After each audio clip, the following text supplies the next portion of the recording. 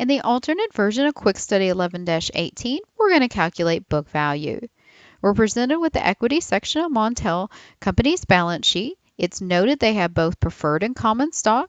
Preferred stock is 6% cumulative with $30 par value. Being that 10,000 shares are issued and outstanding, that gives a total equity of preferred stock of $300,000. Common stock, $10 par value, 45,000 shares issued and outstanding, a total of $450,000. Round out equity with $360,000 worth of retained earnings for a total stockholders' equity of $1,110,000. We're asked to calculate book value specifically for the common stockholders. It adds in that there's an assumption that no preferred dividends are in arrears. Keep in mind, it's cumulative preferred stock. There could be the potential that if any particular year we didn't pay out the full 6%, that there could have been dividends in arrears. So let's go ahead and start calculating our book value. We'll start with total stockholders' equity of $1,110,000. Then we need to subtract out any equity, any of that $1,110,000 that is applicable or related to the preferred stockholders. We need to subtract that out. That obviously cannot potentially go towards the common stockholders.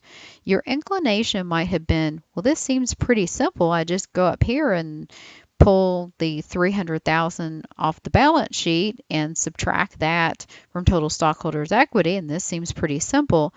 It gets a little bit more complicated if the preferred stock is callable.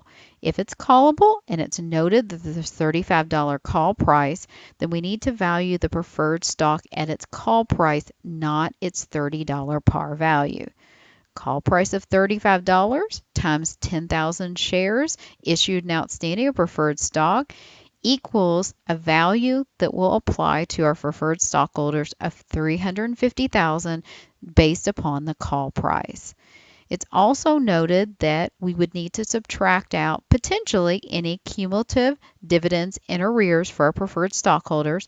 Obviously, if we owe our preferred stockholders from the past, that again is not funds or values that are going to go towards our common stockholders.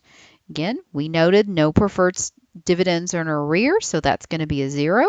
So the total amount that we're going to subtract out from total stockholders' equity, because it's applicable to preferred stockholders, is $350,000. So our total amount we'll apply to common stockholders is $1,110,000 minus $350,000, a total of $760,000. That's the total value, but we want to put it on a per share basis. So book value per share is our $760,000 divided by the number of shares issued and outstanding, which is going to be 45,000. 760,000 divided by 45,000 shares is going to be $16.89. That's basically the value per share if the company was liquidated at the balance sheet amounts.